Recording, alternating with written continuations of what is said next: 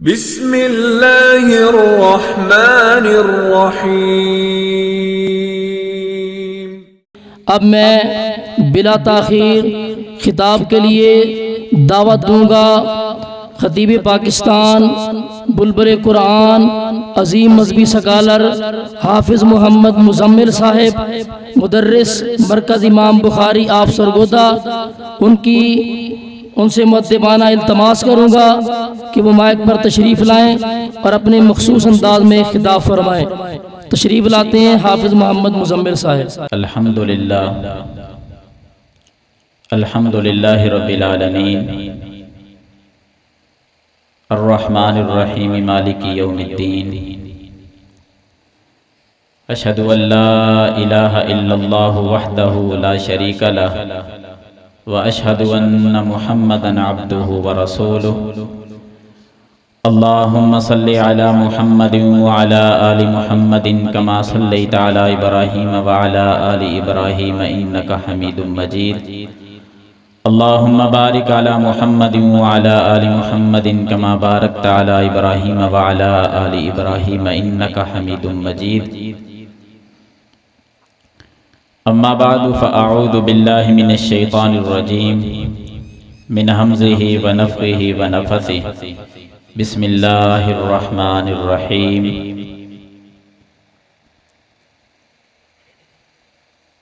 व इन्नहु लकुरआनुन करीम फ़ी किताबिन मकनून ला यमस्सुहु इल्लल मुतहहरून तंज़ीलुम मिर रब्बिल आलमीन। वक़ाल नबिय्यु सल्लल्लाहु अलैहि वसल्लम इन्नल्लाह यरफ़उ बिहाज़ल किताबि अक़वामन व यज़उ बिही आख़रीन। वक़ाल नबिय्यु सल्लल्लाहु अलैहि वसल्लम खैरुकुम मन तअल्लमल क़ुरआन व अल्लमह।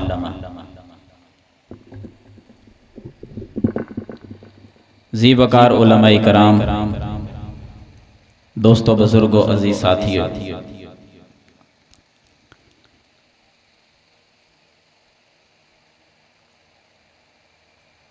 जब इंसान फौत होता है उसको गुस्ल दिया जाता है, कफन पहनाया जाता है, नमाज जनाजा अदा करने के बाद उसको कब्र के सुपुर्द कर दिया जाता है।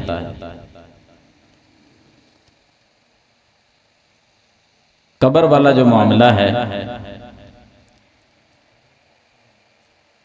ये इंसान की जिंदगी की इख्तिताम और उखरवी जिंदगी का आगाज।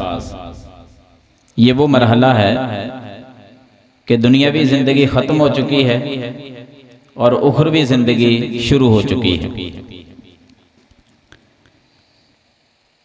दोनों जिंदगियों की कामयाबी और नाकामी इस कब्र पे खड़ी है। अगर बंदा कब्र में कामयाब है तो उसकी गुजरी हुई जिंदगी भी कमाल की हो गई और आने वाली जिंदगी वो भी बाकमाल बन गई। और अगर कब्र में मामला हो गया खराब तो आप भी अच्छी तरह वाकिफ हैं कि गुजरी हुई जिंदगी चाहे जैसे भी उसने ऐशो इशरत के साथ गुजारी वो सारी की सारी बर्बाद हो गई। और ना खत्म होने वाली बरज़खी जिंदगी वो भी बर्बाद हो गई। तो अगर आप चाहते हैं कि कब्र का मामला हमारा वो अल्लाह रब्बुल आलमीन की तरफ से कामयाब हो जाए, कब्र में होने वाले सवालात के हम ठीक ठीक जवाब दे दें, अलगर्ज़ कब्र के हर फितने से हम महफूज हो जाएं, अज़ाब कब्र से हम बच जाएं, तो बुनियादी तौर पर एक हदीस आप याद रखें, उसी से हम अपनी बात का आगाज करते हैं, क्योंकि दोनों जिंदगियों की कामयाबी उस एक हदीस में रसूलुल्लाह सल्लल्लाहु अलैहि वसल्लम ने बयान फरमा दी।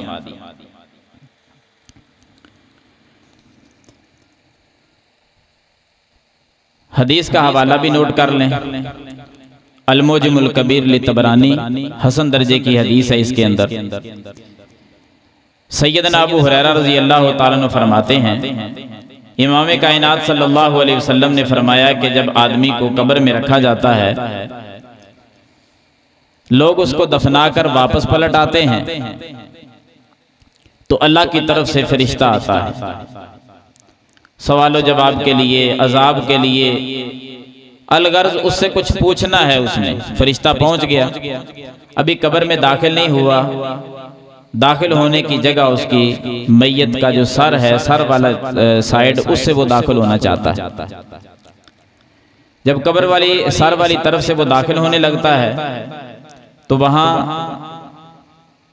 एक अमल उसका, उस बंदे का जो फौत हो चुका है, जिसकी कब्र बन चुकी है, जिंदगी में वो एक अमल करता था, वो अमल अल्लाह की तरफ से वहां मौजूद है।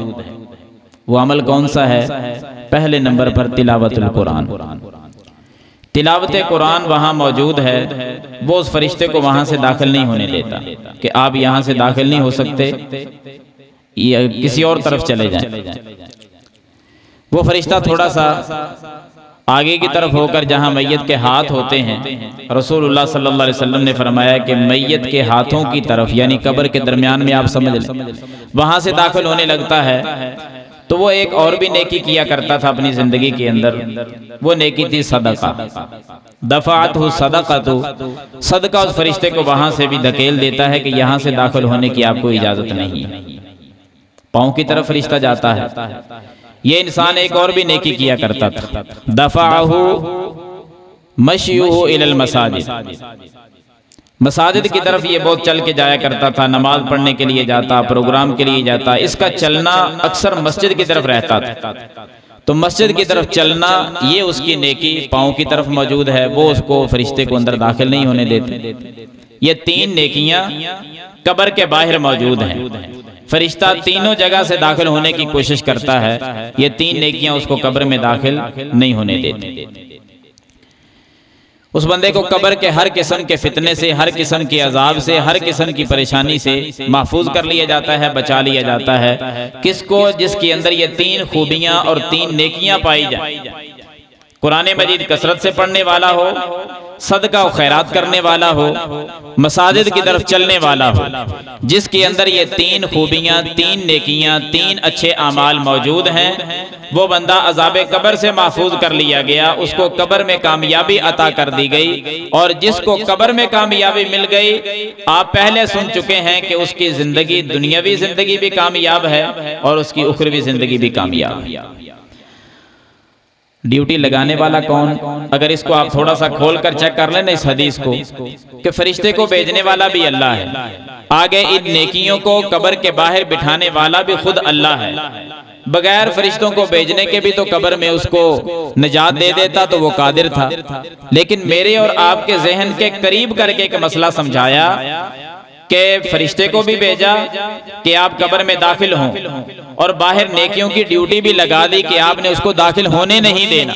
दोनों काम अल्लाह रब्बुल आलमीन कर रहे हैं ताकि मेरे बंदे इन नेकियों की फजीलत को समझें, इन नेकियों की कदर करें और अपनी जिंदगी का हिस्सा बनाएं कि कब्र के अजाब से, कब्र की हौलनाकी से, कब्र के फितनों से, कब्र की आजमाइशों से अगर बचना है तो कसरत के साथ कुरान मजीद की तिलावत किया करें, कसरत के साथ अल्लाह के दिए हुए रिज़्क में से सदका किया करें, और कसरत के साथ मसाजिद की तरफ चल कर जाया करें। और कभी इस हदीस पर अगर गौर करें ना, तो इन तीनों चीजों का ताल्लुक भी मसाजिद और मदारिस के साथ है। खुश नसीब हैं आप कि आपका ताल्लुक एक दीनी मदरसे के साथ है। खुश नसीब हैं कि आपने कुरान मजीद की तालीम को मुकम्मल किया। आप बड़े खुश नसीब हैं कि कुरान पढ़ते हैं। और इर्दा गिर्द से आने वाले अहबाब से इल्तिमास करूंगा कि एक एक नेकी पर अगर आप गौर कर लें तो हमारे अंदर बड़ी सुस्तियां हैं, बड़ी खामियां हैं, बड़ी कमजोरियां हैं। सदका खैरात को देखें, ताल्लुक फिर मदरसे और मस्जिद के साथ होगा। मस्जिद की तरफ चलना देखें तो तब भी ताल्लुक तो मस्जिद ही के साथ है, अल्लाह के घरों के साथ है। तीनों नेकियां दीनी मराकज और दीनी मसाजिद के साथ ही रखती हैं। हमें चाहिए कि हम इन तीन नेकियों को अपनी जिंदगी का हिस्सा बनाएं और कब्र की जिंदगी को कामयाब करके दोनों किस्म की जिंदगी में कामयाब हो जाएं और अल्लाह की जन्नत के वारिस बन जाएं। एक एक नेकी पर आप एक एक दो दो हदीसें और भी सुन लें ताकि ईमान हमारा कुछ ताज़ा हो जाए, ईमान में ताजगी आ जाए, ईमान बढ़ जाए। उसके बाद उस्ताद मोहतरम हजरत मौलाना अवैस करनी साहब तशरीफ फरमा हैं। इनकी मौजूदगी में वैसे भी बात करना मैं एक सबक के तौर पर आपको सुना रहा हूँ। इंशाअल्लाह तफसीली खिताब इनका आप सुनेंगे। एक एक या दो दो हदीसें आप इस उन्वान पर सुन लें, 3 नेकियों पर। ये कितनी कमाल की नेकियां हैं जिसकी बुनियाद पर बंदे की कब्र कामयाब हो रही है। कुरान मजीद की तालीम और कुरान मजीद को पढ़ना सबसे पहला ये अमल है। हमारे माशरे के अंदर इसमें बहुत सारी कमजोरी आ चुकी है। तरह तरह के हमारे एतराज हैं कुरान मजीद की तिलावत के हवाले से। कोई कहता है कि मेरे पास टाइम नहीं, कोई कहता है कि मजदूर आदमी हूँ, सारा सारा दिन काम करता रहता हूँ, कुरान मजीद पढ़ने का टाइम नहीं मिलता। अलगर्ज हर किस्म का एतराज मिलेगा। कुरान मजीद की तिलावत करना ये नसीब नहीं होगी। अगर हम अपने असलाफ को पढ़ लें कि हमारे असलाफ किस हद तक परेशानियों का सामना उनको करना पड़ता और फिर भी कुरान के साथ कैसा गहरा ताल्लुक रखते थे। कमाल की हदीसें आपके सामने।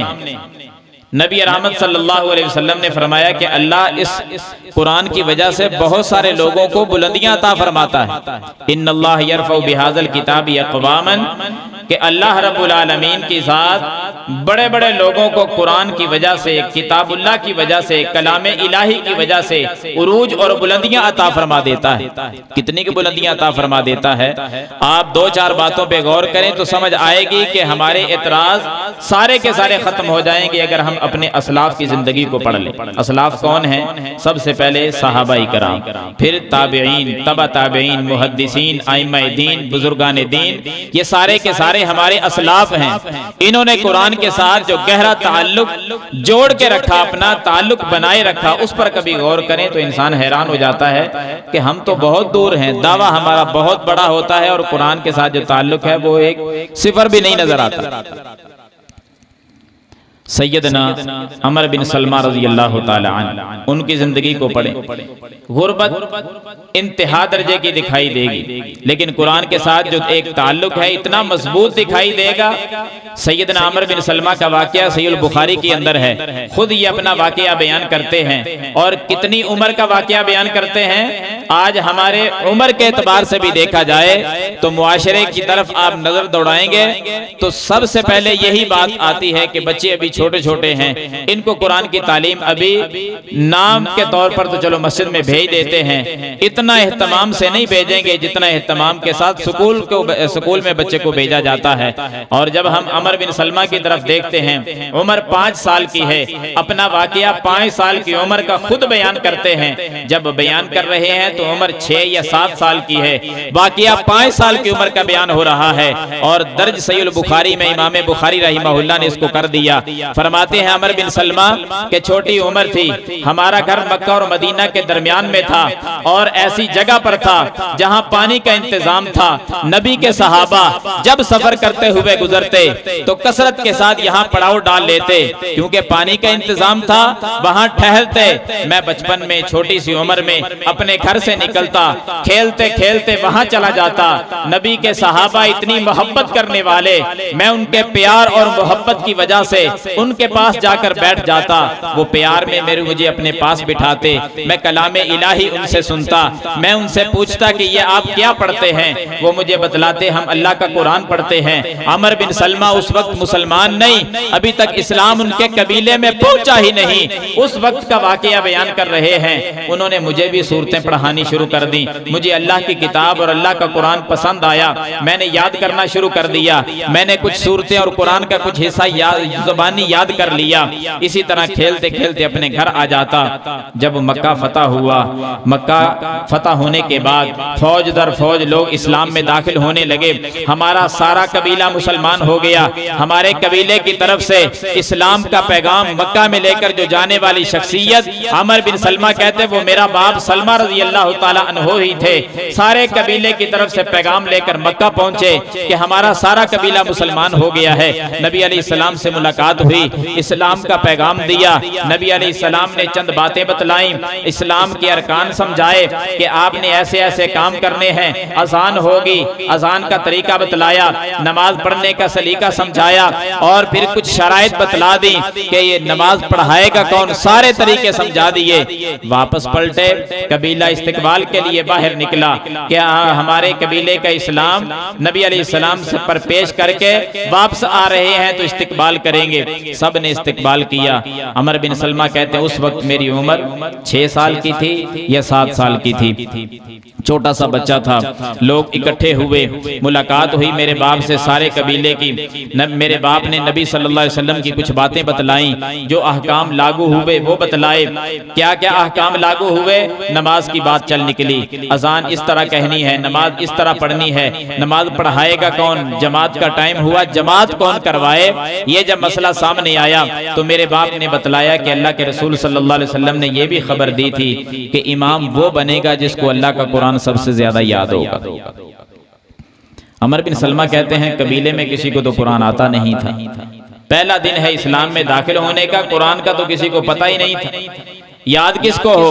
अब 6-7 साल की मेरी उम्र थी, मैं आगे बढ़ा और मैंने कहा कि अगर कुरान ज्यादा याद होने का मसला है ना, कि किसको कुरान याद है, जिसको कुरान याद होगा वो मुसल्ले पे खड़ा होगा, तो कुरान तो फिर मुझे सारे कबीले से ज्यादा याद है। मुझे तरीका बतला दो नमाज का, मैं तुम्हें नमाज पढ़ा देता। नमाज का तरीका बताया गया, रुकू सजदे उनको सिखलाए गए, अत्तहियात में बैठना बतलाया गया, सारी चीज जब समझा दी गई। अमर बिन सलमा कहते हैं मैं मुसल्ले पे आगे खड़ा हुआ, सारा कबीला मेरे पीछे खड़ा है। जब ये मंजर सामने हो तो फिर इस हदीस को पढ़ा करो, इन्नल्लाह यरफ़उ बिहाज़ल किताबि अक़वामा, अल्लाह बड़े लोगों को बुलंदियां अता फरमाता है, बहुत सारे लोगों को उरूज देता है कुरान की वजह से। सारा कबीला पीछे है, उम्र में देखें तो सबसे छोटे अमर बिन सलमा है, और मुसल्ले पे अल्लाह ने इनको खड़े कर दिया कुरान की बदौलत। मैं अर्ज कर रहा था, लोग गुर्बत की बातें करते हैं कि गरीब होने की वजह से, अगर पैगंबर के इस सहाबी की गुर्बत देखें तो वो भी नुमाया है इसी हदीस में। अमर बिन सलमा कहते हैं एक ही चादर थी मेरे पास और वो भी पूरी नहीं आती थी, उसी चादर में खड़े होकर मैं जमात करवाता। आज 20-20, 25-25 सूट हमारे पास मौजूद हैं, इसके बावजूद मुसल्ले पे आने की हिम्मत और ताकत नहीं, 5 वक्त मस्जिद में जाना नसीब नहीं होता। अमर बिन सलमा पैगंबर का वो अजीम सहाबी है कि गुर्बत की तरफ देखो तो एक चादर भी पूरी नहीं आती, और कुरान के साथ गहरा ताल्लुक देखो तो पूरे कबीले में किसी को इतना याद नहीं जितना कुरान इस बच्चे को याद। मुसल्ले पे खड़े होकर जमात हो रही है, गुर्बत इतनी ज्यादा, लोगों ने देखा कि एक लिबास, एक चादर है वो भी पूरी नहीं, तो सारे कबीले ने कुछ पैसे इकट्ठे किए, फंड जमा किया, पैसे इकट्ठे किए। अमर बिन सलमा कहते हैं कि एक बेहतरीन बड़ी चादर खरीदी गई और मुझे तोहफे में पूरी जमात ने, पूरे कबीले ने मुझे वो तोहफा दे। मैंने जब वो चादर अपने जिस्म पे लपेटी, अमर बिन सलमा कहते हैं जिंदगी में कभी इतनी खुशी नहीं हुई थी जितनी खुशी वो नई चादर अपने जिस्म पे लपेट कर मुझे हुई। वजह क्या थी? गुर्बत बहुत ज्यादा, एक चादर भी उनको पहनने के लिए नहीं मिलती थी, वो भी लोगों ने खरीद कर तोहफे में पेश कर दी, तो जिंदगी की सबसे बड़ी खुशी उसी में देखी। छोटे बच्चे थे ना, नया लिबास पहनकर सबसे बढ़कर खुशी हुई। कुरान से ताल्लुक कमाल दर्जे का, और गुर्बत देखनी है लोगों के, इसी तरह के ताने हैं ना, सारा दिन मजदूरी करते रहते हैं, कुरान पढ़ने का टाइम नहीं मिलता, नमाज का टाइम नहीं मिलता। अगर सारा दिन मजदूरी की बात आप करते हैं, सहीह बुखारी का मैं वो वाकया आपके सामने पढ़ देता हूँ, जो ज़कवान, उसैया और इन किस्म के कबीलों का वाकया जो सहीह बुखारी में बयान हुआ है, उसको आप पढ़कर देख लें। रेल, ज़कवान, उसैया कबीले जो हैं, इनमें लोगों ने क्या किया था, नबी सल्लल्लाहु अलैहि वसल्लम, काबिल गौर बात है इंशाअल्लाह। इसमें आप ये समझेंगे कि सहाबा पर गुर्बत कितनी थी, मजदूरी कैसी करते थे, सारा दिन मेहनत कैसी करते थे, और कुरान के साथ ताल्लुक कैसा था। नबी के ये सहाबा जो इस कदर मेहनत करते कि सारा दिन मेहनत में गुजर जाता, उनका वाकया आप सुन रहे हैं। आप सल्लल्लाहु अलैहि वसल्लम के पास इन 4 कबीलों के लोग आए, ज़कवान, रेल, उसैया, बनु लहियान, इन 4 कबीलों के लोग आए और आकर जाहिर तौर पर ना अपना इस्लाम जाहिर किया कि या रसूल अल्लाह सल्लल्लाहु अलैहि वसल्लम हम मुसलमान हो गए हैं। आप अलैहिस्सलाम बड़े खुश हुए कि ये सारे कबीले मुसलमान हो गए हैं, जबकि अंदर से वो मुसलमान नहीं थे, सिर्फ ज़बानी दावा था उनका, नुकसान पहुंचाना चाहते थे।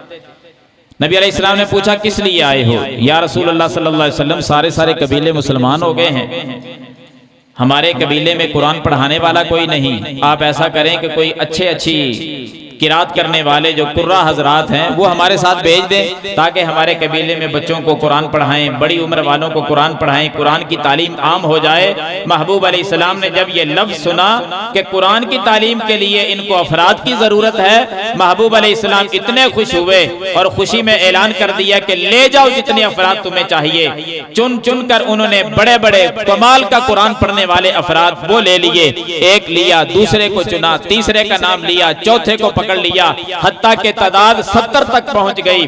पैगंबर के चोटी के कारी कुरान पढ़ने वाले 70 सहाबा वो लेकर चले गए। अब कौन बतलाए कि अंदर के मामलात क्या हैं? पैगंबर को आलिमुल गैब कहने वाले भी अपनी इस्लाह कर लें कि महबूब अलैहिस्सलाम 70 अपने सहाबा उनके हवाले कर रहे हैं कि ये कुरान की तालीम देंगे। हजरात किस तरह फिर हुआ कि 70 सहाबा को ले जाकर जालिमों ने उसी दिन शहीद कर दिया था। वो अंदर से काफिर थे, मुनाफिक बनकर पैगंबर के सामने आए और चोटी के कुरान पढ़ने वाले सहाबा चुन चुन कर ले गए। इस्लाम तो अभी तक गरीब था, एक एक फर्द की जरूरत थी। 70 सहाबा एक मैदान में धोखा देकर उनको शहीद कर दिया गया। पैगंबर अलैहिस्सलातु वस्सलाम को कोई खबर नहीं। एक दिन गुजरा, दूसरा दिन गुजरा, नबी अलैहिस्सलाम इंतजार में है कि कोई आने वाला खबर बतलाए कि मेरे सहाबा उधर कुरान की तालीम कैसे दे रहे हैं। हत्ता के हदीस में ये लफ्ज भी आते हैं, जब कई दिन गुजर गए नबी अलैहिस्सलाम को उनकी कोई खबर नहीं मिल रही, आका मदीने से बाहर निकल जाते। अल्लाह की कसम ये मंजर पैगंबर का लोगों ने इस अंदाज में भी देखा, हदीसों में आज तक महफूज है। अल्लाह के रसूल सल्लल्लाहु अलैहि वसल्लम मदीना से बाहर निकले, उस रास्ते पे खड़े हो जाते, जाकर सारा सारा दिन पैगंबर इंतजार करते, राहें देखते रहते कि कोई आए उस तरफ से, मेरे 70 जवानों की कोई खबर तो दे आकर कि अल्लाह का कुरान कैसे पढ़ा रहे हैं, कुरान की तालीम कैसे दी जा रही है। अल्लाह के कुरान की तालीम पैगंबर अलैहिस्सलाम को इतनी महबूब के रास्ते पे खड़े होकर इंतजार करते रहते। एक महीना गुजर गया। महीना गुजरने के बाद अल्लाह की तरफ से जिब्रील ने आकर बतलाया, ऐ पैगंबर क्यों राहों पे खड़े होते हो जाकर, एक महीना पहले आपके सहाबा को तो उन्होंने शहीद कर दिया था। जब ये खबर पहुंची होगी तो कितना गम पहुंचा होगा कि पहले दिन ही शहीद कर दिया। बच्चे उनके घरों में यतीम हो गए, बीवियां उनकी बेवा हो गई, और पैगंबर एक महीना गुजर गया, उनके घर में कोई खबर नहीं। नबी अलैहिस्सलाम को जब इतना गम हुआ, आप अलैहिस्सलाम ने फजर की नमाज में कुनूत नाज़िला शुरू कर दी। एक महीने तक फिर कुनूत नाज़िला जारी रखी कि या अल्लाह तबाह कर दे उन लोगों को जिन्होंने मेरे सहाबा को शहीद कर दिया। इतने सख्त अल्फाज एक महीना फिर इसी में गुजरा। अर्ज करना चाहता हूं, पैगंबर के सहाबा कहते हैं कि जो 70 सहाबा लेकर चले गए थे ना, वो पता कौन थे? जो सहाबा जिंदा हैं वो सहाबा उनका नक्शा खींचते हैं, सहीह बुखारी में मौजूद है। वो बयान करते हैं कि कुन्ना नुसम्मीहिमुल कुर्रा, हम अपने जमाने में उनको कारी कहा करते थे। वो रब का कुरान इतना पढ़ते कि हमने उनका नाम ही कारी रख दिया था। हम उनको कारी कहा करते थे, कुर्रा कहा करते थे। अल्लाह का कुरान कसरत से पढ़ने वाला, हमने उनका नाम रखा हुआ था। सिर्फ नाम ही नहीं रखा हुआ था, गुर्बत इस कदर थी जो मैं अर्ज कर रहा हूँ। कभी उसको पढ़कर देखें कि कुरान कैसा पढ़ते थे, ऐसे ही कारी नहीं कह दिया गया। फरमाते हैं कि गुर्बत देखनी है वो देख लो, कुरान पढ़ना देखना है तो वो देख लो। कैसे? फरमाते हैं कानू यहततिबून बिन्नहारी व युसल्लून बिल्लैली। ये पैगंबर के 70 कारी जो जालिमों ने शहीद कर दिए, अगर इनके दिन तुमने देखने हैं तो सारा दिन ये जंगल में रहते, लकड़ियां काटते, अपनी कमर पे रखते, फिर मंडियों का रुख करते, अपनी कमर पे बोझ लाद कर मंडी में ले जाते, लकड़ियां बेचकर अपने और अपने बच्चों के पेट का गुजारा करते।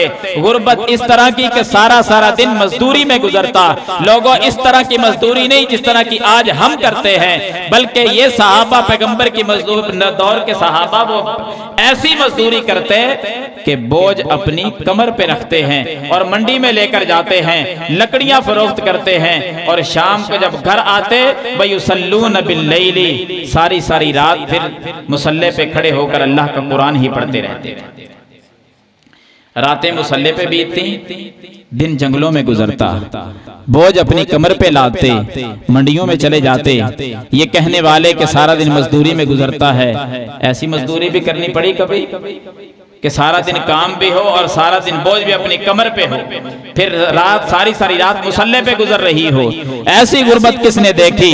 नबी के सहाबा की गुर्बत, सारे घर की तलाशी ली गई। बुखारी के अंदर मौजूद है, चमकती है ये हदीस कि सारे घर की तलाशी ली, लोहे की अंगूठी तक न मिली। और जब कुरान की बारी आई, या रसूल अल्लाह कज़ा व कज़ा, कज़ा व कज़ा, मुझे फला सूरत भी याद है, मुझे फला सूरत भी याद है। पैगंबर ने औरत के साथ अक़द कर दिया, निकाह पढ़ा दिया, हक महर में कुरान की सूरतें रख दी। अगर महर के लिए कोई चीज घर में मौजूद नहीं, ऐ मेरे सहाबी अल्लाह का कुरान पढ़ा देना अपनी बीवी को, इसी पर तेरा निकाह कर देता हूँ। अगर पैगंबर के सहाबा की गुर्बत को पढ़ना हो, देखो पैगंबर के सहाबा को जाकर के एक चीज घर के अंदर मौजूद नहीं, रातें मुसल्लों पे बीत रही हैं। और पैगंबर अलैहिस्सलातु वस्सलाम के सहाबा कुरान के साथ इतना गहरा ताल्लुक रखते थे, अल्लाह की कसम इतना गहरा ताल्लुक रखते थे। एक एक रात में नबी से इजाजत मांग रहे हैं, आका इजाजत दे दो, मैं एक रात में कुरान पढ़ लूं। महबूब फरमाया करते थे, एक रात में कुरान पढ़ना बेहतर नहीं है, इससे कम कर लो। आका 20 सपारे पढ़ना चाहता हूं, मेरे महबूब सहाबी 20 से भी कम कर लो। आका 10 सपारे पढ़ने की इजाजत दे दो। फरमाया हाँ, एक रात में 10 सपारे पढ़ लिया करो, हमें 10 आयात पढ़ना नसीब नहीं होती, सूरतुल बकरा की आखिरी 2 आयतें पढ़ना नसीब नहीं होती, आयतुल कुर्सी तिलावत करना मुझे और आपको नसीब नहीं होती, आखिरी सूरतें मुअव्वज़तैन पढ़ना नसीब नहीं होती। नबी के सहाबा 10-10 सपारों की इजाजत मांगा करते, बल्कि पूरे पूरे कुरान पढ़ने की इजाजत मांग लिया करते। क्यों? इसलिए कि कुरान की वजह से कब्र का मामला कामयाब होता है। दोनों जिंदगियों की कामयाबी कुरान की तिलावत पे खड़ी है।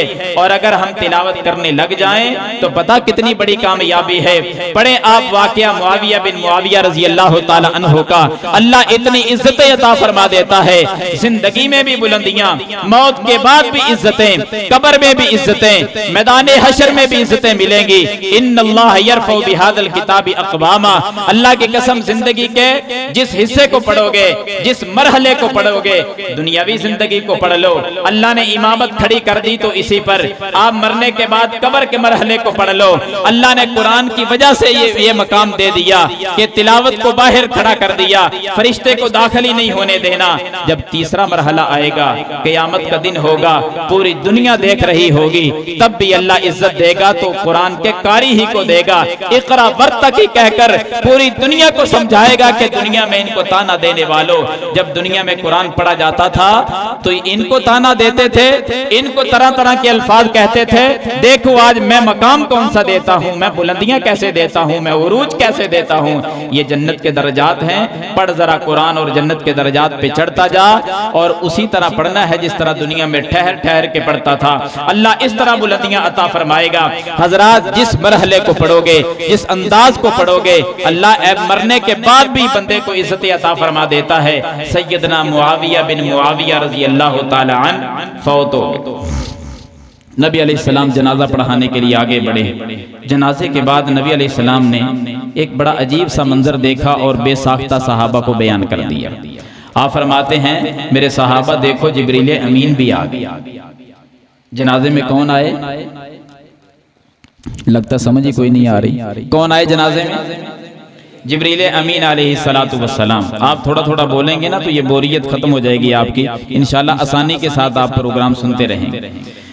कौन तशरीफ लाए जनाजे में? किसका जनाजा था? सैयदना मुआविया बिन मुआविया। अमीर मुआविया नहीं, वो और सहाबी हैं। मुआविया बिन मुआविया ये और सहाबी हैं। बाप का नाम भी मुआविया, बेटे का नाम भी मुआविया। मुआविया बिन मुआविया रज़ी अल्लाह ताला अन्हु ये फौत हुए। नबी अलैहिस्सलाम ने जनाजा पढ़ाया और जनाजे में क्या देखा कि जिब्रील अमीन भी तशरीफ लाए हुए हैं। आप अलैहिस्सलाम ने जिब्रील को बुलाया, बुलाकर कहा क्या जिब्रील आप भी आ गए? हैरानगी से पूछा कि जिब्रील आप भी तशरीफ लाए? जी महबूब जी, सिर्फ मैं ही नहीं आया बल्कि मेरे साथ 50,000 फरिश्ते और भी आए हैं इस जनाजे के अंदर। कितने फरिश्ते? 50,000 फरिश्ते और भी आए हैं इस जनाजे। नबी अलैहिस्सलाम ने पूछा, भाई इसकी क्या वजह? आप भी आए, 50,000 फरिश्तों को साथ लेकर आए, कोई वजह तो बतलाओ।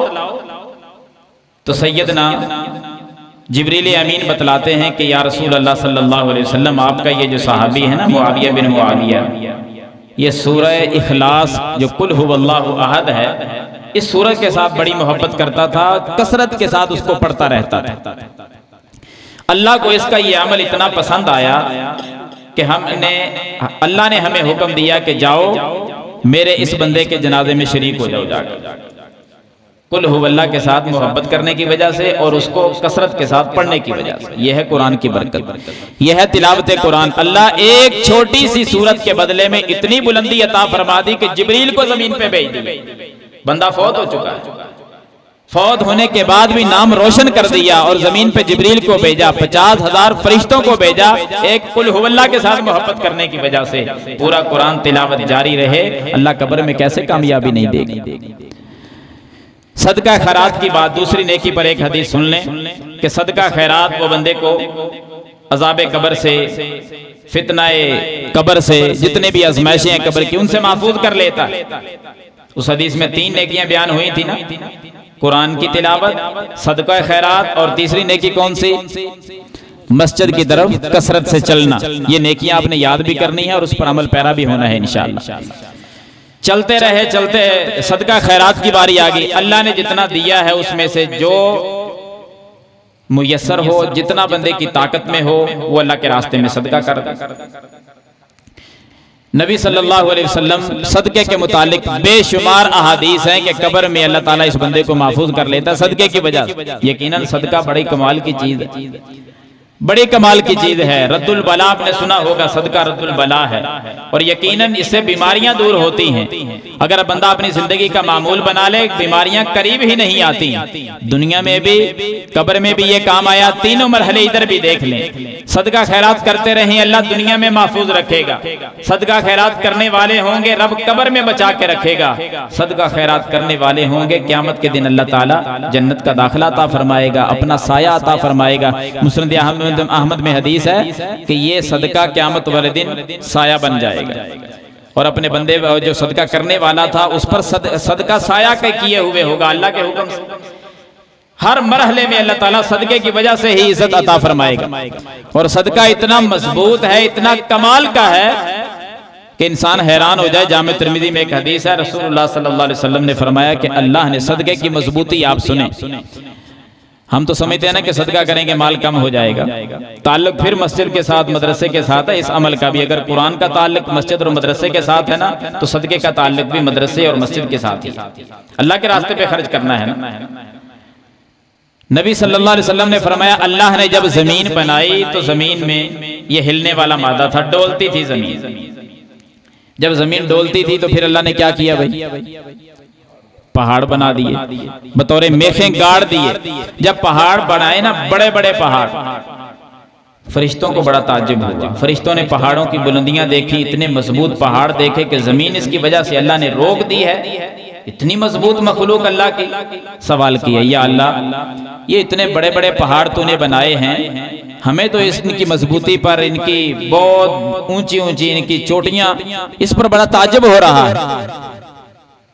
तो या अल्लाह क्या आपने पहाड़ों से मजबूत चीज भी कोई बनाई है? तेरी मखलूकात में पहाड़ों से मजबूत और सख्त कोई चीज भी है? अल्लाह फरमाते हैं, फरिश्तों तुम पहाड़ों की मजबूती और इनकी बहुत बड़ा होने पर ताज्जुब कर रहे हो, मैंने तो इससे मजबूत चीज भी पैदा की है। वो कौन सी? अल्लाह फरमाते हैं, लोहा जो है ना मेरी मखलूक, लोहा, लोहे में मैंने ये ताकत रखी है कि वो लोहा अगर पत्थर पे मारा जाए, पहाड़ पे मारा जाए, तो लोहे की वजह से ये पत्थर भी टूट जाता है। लोहा ज्यादा ताकतवर है।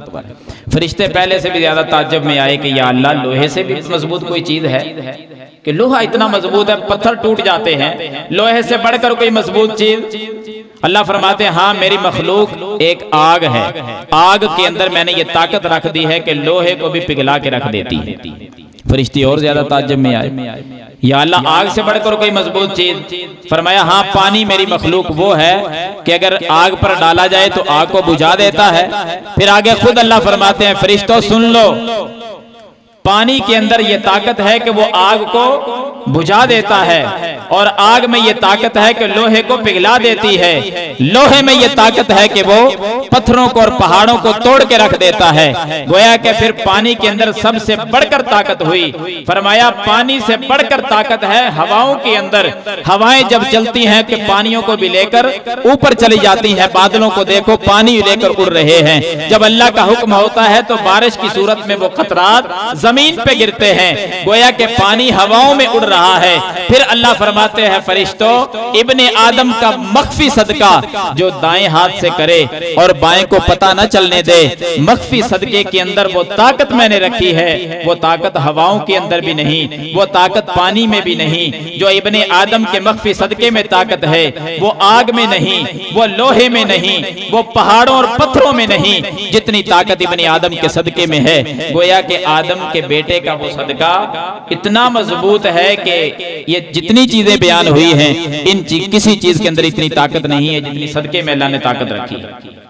इस ताकत का क्या मकसद, क्या मतलब, मुहद्दिसीन इसको थोड़ा सा खोल कर यूं बयान करते हैं कि इससे ताकत, आग से बढ़कर ताकत का क्या मतलब, पानी से बढ़कर सदके में ताकत का क्या मतलब। अगर मतलब समझना है तो फिर यूं समझो कि अगर रब की जमीन पर कभी अजाब आ जाए, आग लग जाए, आग की सूरत में अजाब आए, पानी की सूरत में सैलाब आ जाए, बस्तियों की बस्तियां उस सैलाब की नजर हो जाएं, आग की वजह से शहरों के शहर जल के राख हो जाएं, कभी आंधी चले, तूफान चले, मकान गिर जाएं, छतें उड़ जाएं मकानों की, कभी अजाब आए, इतना सख्त आए कि पहाड़ अपनी जगह छोड़ जाएं, पहाड़ चलना शुरू कर दें, कभी अजाब इतना आ जाए, आंधी की सूरत में आए, पानी की सूरत में आए, आग की सूरत में आए, पत्थर हिल जाएं, पत्थर ऊपर से बरसने लगे, इतना सख्त अजाब अगर कभी आ जाए तो मेरा रब उसी बंदे को महफूज रखेगा जो जिंदगी में सदका करने वाला होगा।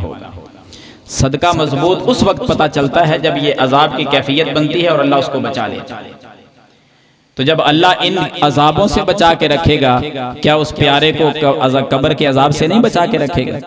यकीनन दुनिया में जब अल्लाह इतनी बड़ी बड़ी मजबूत और सख्त अजाबों से बचा के रखता है, अल्लाह की कसम अल्लाह उसको कब्र में भी बचा के रखता है, फिर इसी सदके को साया बनाकर उसको क़यामत के दिन भी महफूज रखेगा। आखिरी बात नोट फरमा लें, तीसरी नेकी। आज के बाद आपने ना इन तीन नेकियों को अपने अमली मैदान में भी लेकर आना है। जितना अल्लाह ने मालो दौलत दिया है ना, चाहे 1 रुपया उसमें से सदका करें, लाजमी तौर पे सदका किया करें। इस बात पर मैं अगर कसम उठा दूं तो हानिस नहीं होऊंगा। 1 रुपया सदका करने लग जाएं, अल्लाह आपके 1 रुपया के बदले में आपको लाखों रुपया अता फरमा देगा। जिंदगी में आपको मिलेगा, आखिरत में तो अजर अल्लाह ने देना ही देना है ना, जिंदगी में बहुत कुछ अल्लाह अता फरमा देगा। तीसरी नेकी और आखिरी नेकी, मसाजिद की तरफ चलना। ये बंदा अजाबे कब्र से बच जाता है। ये नेकी भी बड़ी कमाल की नेकी है कि कब्र के अजाब से बचकर दोनों किस्म की जिंदगियां कामयाब हो रही हैं। यकीनन ऐसा ही है। हम दुनियावी एतबार से देखते हैं ना, तो दुनियावी एतबार से देखकर वो चीज पसंद करते हैं कि जो दुनिया में हमें नजर आए और हम उसको अपना लें। तो मैं इस पर एक हदीस पढ़ देता हूँ कि मस्जिद की तरफ चलना ये कितना बाकमाल अमल है और अल्लाह इस अमल के बदले में कितनी बाकमाल मोहब्बत अपने बंदे से करता है। जामे तिर्मिज़ी में यह हदीस है, सैयदना अब्दुल्लाह बिन अब्बास रज़ी अल्लाह तआला अन्हु बयान करते हैं कि नबी सल्लल्लाहु अलैहि वसल्लम ने ख्वाब देखा। एक लंबा वाकया है, इख्तिसार कर देता हूँ। जो बात बयान करके आपको अमली मैदान में लाना चाहते हैं वो जिक्र करता हूँ। नबी सल्लल्लाहु अलैहि वसल्लम की मुलाकात हुई ख्वाब के अंदर अल्लाह से। किससे मुलाकात हुई? अल्लाह से, ख्वाब के अंदर। मेराज की रात तो नबी अलैहि सलाम ने अल्लाह को नहीं देखा, लेकिन ख्वाब में अल्लाह को देखा है। यही हदीस दलील है उस पर। आप अलैहिस्सलाम फरमाते मैंने अल्लाह को देखा और मेरे अल्लाह बड़े खूबसूरत थे। यकीनन अल्लाह बड़े खूबसूरत है। अल्लाह ने कुछ गुफ्तगू की अपने नबी के साथ। आप अलैहिस्सलाम सहाबा को बयान कर रहे हैं। नबी अलैहिस्सलाम फरमाते हैं अल्लाह ने मुझसे एक सवाल किया। आप सवाल नोट करें। अल्लाह पूछ रहे हैं अपने नबी से, जो नबी ख्वाब देख रहे हैं, अल्लाह ख्वाब दिखला रहे हैं और ख्वाब के अंदर आकर अल्लाह सवाल कर रहे हैं अपने नबी से। अल्फाज फरमाया, या मोहम्मद सल्लल्लाहु अलैहि वसल्लम हल तदरी फीमा यख्तसिमुल मलाउल आला। ए मोहम्मद सल्लल्लाहु अलैहि वसल्लम, क्या आप जानते हैं कि मेरे बंदों की वो कौन सी नेकियां हैं, कौन से वो नेक आमाल हैं जिनको मेरे बंदे करने लगते हैं तो मेरे मुअज़्ज़ज़ फरिश्ते जो लिखने के लिए जिनकी ड्यूटी की लगी हुई है वो लिखने के लिए झगड़ पड़ते हैं। एक कहता है मैं लिख कर ले जाऊंगा, वो नेकी इतनी बाकमाल होती है। दूसरा फरिश्ता भागता है मैं लिखूं इस नेकी को अल्लाह के पास ले जाऊं। तीसरे की ख्वाहिश होती है ये अमल मैं कर लूं। चौथा फरिश्ता भागता है मैं लिखकर अल्लाह के पास ले जाऊं। एक दूसरे से आगे बढ़ने की कोशिश करते हैं तो झगड़ बैठते हैं। ऐ मोहम्मद सल्लल्लाहु अलैहि वसल्लम बताओ वो कौन सी नेकियां हैं। आप अलैहिस्सलाम ने फरमाया या अल्लाह मुझे तो नहीं पता कि वो कौन सी नेकियां हैं। तब क्या हुआ? आप अलैहिस्सलाम फरमाते जब मैंने नफी में जवाब दिया अल्लाह ने अपना हाथ मेरे दोनों कंधों के दरमियान रख दिया। फवज़ा यदहु बैन कतिफैया, अल्लाह ने अपना हाथ मेरे कंधों पे रखा। मंजर क्या बना? अल्लाह ने जो हाथ मेरे कंधों पे रखा हत्ता वजदतु बरदहा बैन सदियैया, अल्लाह के हाथ की ठंडक मैंने अपने जिगर और सीने में महसूस की। अल्लाह का हाथ मेरी कमर पे था, रब के हाथ की ठंडक मेरे जिगर और सीने में उतरी हुई थी। जो मंजर बना वो भी बता दिया। फरमाया मैंने ऐसे अपनी आंखें उठाई तो क्या देखता हूँ, सातों आसमान भी मुझे दिखाई दे रहे थे। सातों आसमानों के अंदर एक एक जर्रा मेरी आंखों के सामने था। सिर्फ आसमान ही नहीं, सातों जमीनों भी और सातों जमीनों का एक एक जर्रा भी मुझे नजर आ रहा था। खालिक कायनात है ना, सब कुछ नबी के सामने कर दिया। अपना हाथ नबी के कंधों पे रखा, अपने हाथ की ठंडक अपने प्यारे के दिल में उतारी और अपने प्यारे की आंखों के सामने अपनी सारी मखलूकात कर दी और दिखला दिया। सात आसमान भी दिखाए, एक एक जर्रा भी दिखाया, जमीनें भी सामने कर दी। और ये जब मंजर बनाया फिर पैगंबर से अल्लाह पूछते हैं या मोहम्मद हल तदरी फीमा यख्तसिमुल मलाउल आला, और मेरे प्यारे अब बतला के वो कौन से अमाल हैं जिनको मेरे बंदे करने लगते हैं तो फरिश्ते भी झगड़ बैठते हैं। आका फरमाते हैं मेरे सहाबा तब तो मुझे सब कुछ नजर आ रहा था। मैंने देखा वो मुझे तीन नेकियां नजर आई, कफ्फारात, जो ऐसे अमाल जो गुनाहों को मिटा के रख देते हैं। जवाब दुरुस्त निकला, तीन नेकियां कफ्फारात बतलाई। पैगंबर ने फरमाया सहाबा सुन लो, तीन नेकियां कफ्फारात हैं जो गुनाहों को मिटाने वाली हैं। उन पर अल्लाह के फरिश्ते झगड़ते हैं जब लिखने के लिए आते हैं। जब अल्लाह के बंदे वो नेक अमाल करते हैं। कौन सी तीन नेकियां? उनमें से पहली नेकी फरमाया अल मुक्सु फिल मस्जिद बाद सलाती। नंबर 2 फरमाया वल मश्यु अलल अक़दाम इलल जमाआत। नंबर 3 इस्बागुल वुज़ू मिनल मकारिह। आप नोट करें, अच्छी तरह वुजू करना, पैदल चलकर मस्जिद में बाजमात का इरादा लेकर पहुंचना। और नंबर 3 जब नमाज मुकम्मल हो जाए कुछ देर अल्लाह के घर में बैठ जाना। ये तीन नेकियां जिस बंदे के हिस्से में आ गई, हमारे मौजू के साथ बात मिल रही है कि मस्जिद का रुख करना, वुजू है तो तब भी मस्जिद का रुख करना, नमाज के बाद रब के घर में बैठना है तो फिर मस्जिद का नाम आता है। इन तीन नेकियों का ताल्लुक भी अल्लाह के घर की तरफ उठने वाले कदमों के साथ है। फरमाया वमन फ़अला ज़ालिका, जिसने ये तीन नेकियां अपनी जिंदगी में अपना ली, अच्छा वुजू करता रहा, पैदल चलकर मस्जिद में पहुंचता रहा, बार बार मस्जिद में आता रहा और नमाज के बाद अल्लाह के घर में कुछ देर बैठता रहा, आशा बिखैरिन व माता बिखैरिन, मेरे अल्लाह की मोहब्बत फिर यूं सामने आएगी। आशा बिखैरिन व माता बिखैरिन, उस बंदे की जिंदगी बेहतर से बेहतर होने लगेगी। इतनी बाकमाल जिंदगी हो जाएगी, जिंदगी का एक दिन, दूसरा दिन, एक हफ्ता, दूसरा हफ्ता, महीना, साल बीतने लगे, गुजरने लगे। जब जिंदगी का इख्तिताम होगा, महबूब अलैहिस्सलाम फरमाते हैं अल्लाह मौत के वक्त कलमा तय्यबा नसीब फरमा देगा। जिंदगी शान वाली, मौत ईमान वाली नसीब हो रही है छोटी सी नेकी के बदले। चलें तो सही मस्जिद की तरफ। अल्लाह तो जिंदगियां बदल देता है, जिंदगी बेहतरीन से बेहतरीन, बेहतर की तलाश में लोग कहां कहां निकल जाते हैं। घर से बाहर निकले, कोई मुल्क से बाहर चला गया। अल्लाह की कसम जिंदगी को सुकून पहुंचाने के लिए, जिंदगी को बेहतर बनाने के लिए लोगों ने अपनी जवानियां कुर्बान कर दी। लोग माँ बाप से जुदा हुए, बीवी बच्चों से अलग हुए, सारी सारी जिंदगी दूसरे मुल्क में रहकर गुजार दी, किस लिए कि मेरी जिंदगी बेहतर हो जाए। उम्मत के गरीब लोगों, लिखो पैगंबर का बतलाया हुआ नुस्खा, अगर जिंदगी को बेहतर बनाना चाहते हो, अच्छी तरह अपने घर से वुजू करके अल्लाह के घर की तरफ बाजमात का इरादा लेकर चल पड़ा करो और फिर अपने मस्जिद में नमाज पढ़ने के बाद अल्लाह के घर को 2-3 मिनट दे दिया करो। जिंदगी बेहतर से बेहतर होती चली जाएगी। नुस्खा कौन बतला रहा है, गारंटी कौन दे रहा है, जिनकी बात कभी झूठी नहीं हो सकती। हजरात फिर इनको कफ्फारात कहा गया कि ये कफ्फारात कैसे हैं, गुनाहों का क्या बनेगा। मैं और आज इस पर अमल करना शुरू कर देते हैं। साबिका जिंदगी तो गुनाहों में लथपथ दिखाई देती है, उन गुनाहों का क्या बनेगा? फरमाया वकान मिन खतीयतिही कयौमि वलदतहु उम्मुहु। जिस बंदे ने ये 3 काम कर लिए, मस्जिद की तरफ चलना नसीब हो गया, उसके गुनाह माफ कर दिए जाएंगे। कितने के गुनाह माफ कर दिए जाएंगे? गिनती की बातें यहाँ पैगंबर ने खत्म कर दी कि तुम गिनती वाला मामला ना करो, बल्कि अल्लाह गुनाहों से ऐसे उस बंदे को पाक और साफ कर देगा जैसे वो आज पैदा हुआ है। जिस तरह पैदा होने वाले बच्चे के जिम्मे कोई गुनाह नहीं होता, इसी तरह ये बंदा भी गुनाहों से पाक और साफ हो जाए। क्या ख्याल है? फिर इन नेकियों को अपनी जिंदगी का हिस्सा बनाने के लिए तैयार हैं भाई? देखें, अल्लाह जिंदगी के अंदर बेहतरी अता फरमाएगा, मौत ईमान वाली नसीब करेगा और सारे के सारे गुनाह माफ करके अपना कितना महबूब बंदा अल्लाह इसको बना लेगा। कितना महबूब और कितना प्यारा बनाया। तभी तो फरमाया कब्र में जाएगा तो इस नेकी को बाहर में बिठा दूंगा, ड्यूटी लगाऊंगा कि किसी फरिश्ते को दाखिल नहीं होने देना। हजरात, ये नेकियां हमारी जिंदगी का हिस्सा बन जाएं, कुरान मजीद की तिलावत कसरत से करने वाले बन जाएं और उसके बाद सदका खैरात करने वाले बन जाएं और मसाजिद की तरफ चलने वाले बन जाएं। जिंदगी ये भी बाकमाल हो जाएगी जैसा कि आप सुन चुके हैं, और मौत के बाद भी कमालात ही कमालात हैं। इन तीनों नेकियों की ड्यूटी कब्र के बाहर लगी हुई होगी, किसी फरिश्ते के अंदर दाखिल नहीं होने दिया जाएगा। और फिर बाकमाल जिंदगी जब कब्र से उठाया जाएगा, तिलावत की वजह से जन्नत के दर्जात हैं, सदके की वजह से क़यामत के दिन साया नसीब होगा और मस्जिद की तरफ चल कर जाने की वजह से ऐसी बाकमाल के ईमान की हालत में उसको मौत नसीब होगी। आपको पता है कि जिसकी आखिरी जिंदगी, आखिरी सांस पर कलमा जारी हो गया, दाखिल जन्ना, वो तो जन्नत में दाखिल हो गया। अल्लाह बुलंदियां उरूज अता फरमा देता है इन नेकियों के बदले में। दुआ करते हैं कि अल्लाह रब्बुल आलमीन जो कुछ बयान किया है मुझे, आपको और तमाम लोगों को अमल करने की तौफीक अता फरमाए। व आखिर दावाना अनिल हम्दुलिल्लाहि रब्बिल आलमीन।